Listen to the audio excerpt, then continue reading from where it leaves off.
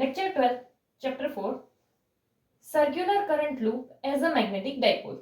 Now इसके लिए जो है हमने पहले वाले लेक्चर्स में एक डेरिवेशन देखा था जिसमें क्या था, तो ऐसे एक सर्कुलर करंट कैरिंग लूप था जिसमें से आई जितना करंट पास हो रहा था एंड यहाँ एक पॉइंट पे हम मैग्नेटिक फील्ड फाइंड करते थे। ऐसे टाइप का उसका डायग्राम था, यहाँ सेंटर था एंड यहाँ से उसका रेडियस आर था एंड यहाँ से जिस डिस्टेंस पे फाइंड करते थे वो था एक्स। तो ऐसा वाला हमने देखा था कि जिसमें हमारा फॉर्मूला आया था, ये क्या था, magnetic field B equals to mu naught I R square upon 2x square plus R square 3/2। ये वाला जो था उसमें हमने ये फॉर्मूला डिराइव किया था। ठीक है, तो ये था क्या, तो कि एक सर्कुलर लूप है जिसका रेडियस r है, उसमें एक स्टेडी करंट I है एंड उसके सेंटर से, मतलब जो सर्कुलर लूप है उसके सेंटर से x जितने डिस्टेंस पे एक पॉइंट है जहां पे हम मैग्नेटिक फील्ड फाइंड करेंगे एंड ये उसका फॉर्मूला था। देन नाउ अगर हम यहाँ पर देखें तो ये x जो है वो क्या है, तो कि x जो है वो सेंटर से लेकर इस पॉइंट तक का डिस्टेंस है एंड ये जो है, सपोज कि हम इसको x मोर ग्रेटर देन r के लिए करेंगे। अगर x मोर ग्रेटर देन r का मतलब क्या है कि रेडियस के कंपेयर में ये डिस्टेंस बहुत बड़ा है और यू कैन से इस डिस्टेंस के कंपेयर में रेडियस बहुत ही ज्यादा छोटा है। जैसे कि अगर सपोज ये तुम्हारा लूप है एंड इसका इतना रेडियस हो एंड तुम दूर यहाँ कोई पॉइंट पे सपोज फाइंड करो, इन शॉर्ट ये डिस्टेंस बहुत बड़ा है ऐसा सोचना है, तो क्या होगा, तो कि हम रेडियस को इग्नोर कर सकते हैं। सो इसीलिए यहाँ पर क्या हो जाएगा, यहाँ पर ये आर स्क्वायर तो चला जाएगा, तो यहाँ पर बचेगा क्या, तो कि ये mu naught I R square upon 2x square. Now ये आर स्क्वायर चला गया तो सिर्फ बचा क्या है, तो कि ये x स्क्वायर, बट ये पूरे का ये जो था वो क्या 3/2 था एंड 2 कैंसिल होगा तो क्या आएगा, सिर्फ x क्यूब आएगा। तो इसीलिए यहाँ पर देखो क्या आ गया, mu naught I R square upon में 2x क्यूब। इतनी चीजें जो है वो सेम की सेम है, बस यहाँ पर r जो है वो डिस्टेंस बहुत स्मॉल होने की वजह से उसे हमने हटा दिया, तो यहाँ पर x स्क्वायर था एंड यहाँ पर पावर 3/2 जो है वो x स्क्वायर की भी होगी, इसीलिए यहाँ 2 कैंसिल हो गया एंड 3 जो है वो बचा तो x क्यूब आया। नाउ अगर हम इसी इक्वेशन को न्यूमरेटर एंड डिनोमिनेटर दोनों को पाई से मल्टीप्लाई करें अगर, तो क्या होगा, तो हमारा यहाँ पर जो इक्वेशन है वो इक्वेशन क्या है, तो कि mu naught I R square upon में 2x क्यूब।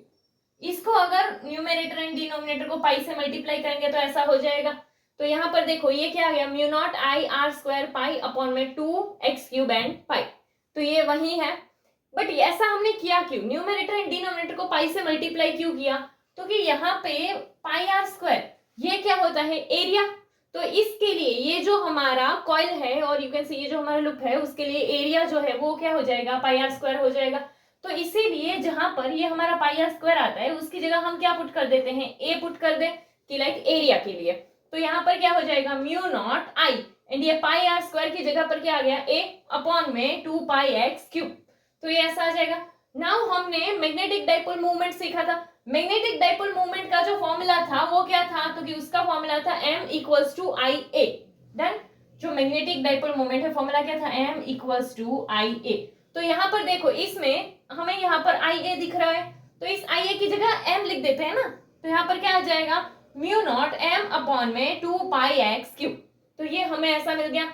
नाउ अगर इसी इक्वेशन को हम न्यूमरेटर एंड डिनोमिनेटर को 2 से मल्टीप्लाई करें तो क्या हो जाएगा, ये न्यूमरेटर में आ जाएगा 2 mu naught m and denominator में क्या हो जाएगा, ये 2 एंड ये 2, इन दोनों का मल्टीप्लाई यानी 4 आ जाएगा एंड यहाँ पर क्या है पाई एंड ये x क्यूब, तो ये वैल्यू हमें मैग्नेटिक फील्ड के लिए मिलेगा।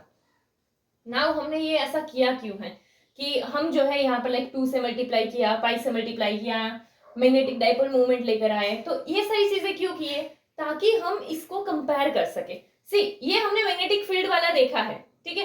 अगर हम इलेक्ट्रिक फील्ड के लिए एक फॉर्मूला याद करें तो इलेक्ट्रिक फील्ड के लिए एक फॉर्मूला पढ़े थे, that is 2kp upon R cube, ऐसा एक फॉर्मूला था एंड यहाँ पर k का वैल्यू पुट करेंगे तो 1/4 pi epsilon not p and ये आर क्यूब। तो देखो ये दोनों सिमिलर जैसा दिख रहा है, बट ये क्या है, तो कि ये इलेक्ट्रिक फील्ड के लिए है। डन, तो देखो यहाँ पे कि इलेक्ट्रिक फील्ड के लिए जो है हमने देखा था डाइपोल में वो क्या था, तो कि 2pe, ये p for electric dipole movement upon 4 pi epsilon not x cube. Now यहाँ पर ये एक्स क्यूब लिया है और आर क्यूब लो, दोनों जो है वो एक ही चीज बोल रहे हैं, डिस्टेंस, कि डिस्टेंस कितना है उसका, डाइपोल के सेंटर से कितना डिस्टेंस होगा। तो यहाँ पे ये जो है ये क्या हो गया आर क्यूब, एंड ये जो है उसको यहाँ पर आर की जगह एक्स लिया है हमने। तो ये क्या है, तो कि ये इलेक्ट्रिक फील्ड के लिए फॉर्मूला है, एंड ये जो था वो किसके लिए है, मैग्नेटिक फील्ड के लिए है। तो अगर हम इन दोनों को कंपेयर करते हैं तो देखो यहाँ पर 2 है, तो ये यहाँ पर क्या है 2 है, फिर यहाँ पर m है, m क्या था, मैग्नेटिक डाइपोल मोमेंट, यहाँ पर क्या है, इलेक्ट्रिक डाइपोल मोमेंट। ना 4 पाई दोनों में सेम है, x cube and x cube दोनों में सेम है, बचा क्या, तो कि यहाँ पर है म्यू नॉट एंड यहाँ पर है 1 अपॉन एप्सिलॉन नॉट। तो हम क्या बोल सकते हैं कि म्यू नॉट जो है वो उसको किससे कंपेयर कर देंगे, 1 अपॉन एप्सिलॉन नॉट। तो ये दोनों इक्वेशन को हमने यहाँ पर कंपेयर किया, सेम चीज की यहाँ पर देखो, ये मैग्नेटिक परमिएबिलिटी क्या है, म्यू नॉट, उसको कंपेयर कहाँ से हुआ है, वो 1 अपॉन एप्सिलॉन नॉट से। मैग्नेटिक डाइपोल मूवमेंट जो है वो क्या था m, तो यहाँ पर हमें इलेक्ट्रिक डाइपोल मूवमेंट देखने को मिला, वो क्या है p, एंड मैग्नेटिक फील्ड क्या है b, इलेक्ट्रिक फील्ड हमें क्या देखने को मिला e। तो ये दोनों फॉर्मूला जो है हमने कंपेयर किया है, ये मैग्नेटिज्म के लिए है एंड ये इलेक्ट्रोस्टैटिक के लिए है। नेक्स्ट, ये हमारा इलेक्ट्रिक फील्ड का फॉर्मूला है, ये हमारा मैग्नेटिक फील्ड का फॉर्मूला है। नाउ अगर हम electric dipole and magnetic dipole का डिफरेंस देखें तो दोनों के बीच में जो मेन फंडामेंटल डिफरेंस है electric dipole and magnetic dipole में, वो क्या है, तो कि इलेक्ट्रिक डाइपोल जो है वो मेनली 2 यूनिट्स का बना हुआ है। ये क्या है, चार्जेस की, like positive charge and negative charge, इस तरह से ये जो है ऐसे 2 यूनिट्स का बना हुआ है। और यू कैन से इसमें इलेक्ट्रिक मोनोपोल्स होते हैं, इलेक्ट्रिक मोनोपोल्स यानी पॉजिटिव होता है नेगेटिव होता है ऐसे। बट अगर हम मैग्नेटिक डाइपोल देखते हैं तो मैग्नेटिज्म में जो मैग्नेटिक डाइपोल है वही एलिमेंट होता है। एंड दूसरा कि जैसे कि इलेक्ट्रिक चार्जेस है उसमें हमें मोनोपोल्स देखने को मिलते हैं, पॉजिटिव और नेगेटिव ऐसे। बट मैग्नेटिज्म में मैग्नेटिक मोनोपोल्स हमें देखने को नहीं मिलते हैं। मैग्नेटिक मोनोपोल्स यानी क्या, तो कि हमें सिर्फ नॉर्थ मिले या सिर्फ साउथ मिले, ऐसा हमें देखने को नहीं मिलता है। लाइक कि जिस तरह से अगर तुम्हें सिर्फ पॉजिटिव चार्ज चाहिए तो तुम सिर्फ पॉजिटिव चार्ज के हिसाब से भी कर सकते हो कि चलो ऐसे पॉजिटिव चार्ज है हमारे पास, हम इसके लिए फील्ड और ये सारी चीजें देखें। बट मैग्नेटिक मोनोपोल में ऐसी चीज नहीं हो सकती। लाइक कि अगर तुमने कोई मैग्नेट लिया तो इसमें नॉर्थ एंड साउथ ये दोनों ही पोल्स प्रेजेंट होंगे, तुमको कोई सिंगल नहीं मिलेगा। सो इस तरह से कि जो मैग्नेटिक है उसमें हमें मोनोपोल देखने को नहीं मिलते हैं। नाउ करंट कैरिंग कॉइल है, उसकी 2 प्रॉपर्टीज अगर हम देखें तो एक तो क्या है कि ये जो करंट लूप है हमारा वो मैग्नेटिक फील्ड प्रोड्यूस करता है, ठीक है, एंड यहाँ पर जो है वो लार्ज डिस्टेंस पे as a magnetic dipole behave करता है। इसके अलावा एक कि जैसे मैग्नेटिक नीडल में टॉर्क प्रोड्यूस होता है वैसे ही इसमें भी हमें ये चीज देखने को मिलेगी। नाउ इसके ऊपर से एम्पियर जो है उसने कुछ सजेशंस दिए थे, जैसे कि अगर हम देखें तो उसके अकॉर्डिंग क्या था, तो कि जितना भी ये मैग्नेटिज्म हमें देखने को मिल रहा है वो सारी चीजें किसकी वजह से है, तो कि वो सारी चीजें सर्कुलेटिंग करंट्स की वजह से, मतलब कि जो करंट सर्कुलेट कर रहा है उसी वजह से हमें मैग्नेटिज्म की सारी चीजें देखने को मिलती है।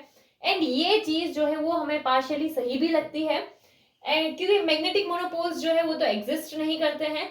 बट अगर हम देखें तो जो हमारे कुछ यूनिट्स है जैसे कि इलेक्ट्रॉन एंड प्रोटॉन जो है, तो उसके अंदर हमें इंट्रिंसिक मैग्नेटिक मूवमेंट देखने को मिलता है। नाउ अगर ये इंट्रिंसिक मैग्नेटिक मूवमेंट है तो ये कोई सर्कुलेटिंग करंट की वजह से नहीं होगा, तो इसीलिए ये चीज यहाँ पे कॉन्ट्राडिक्ट करती है।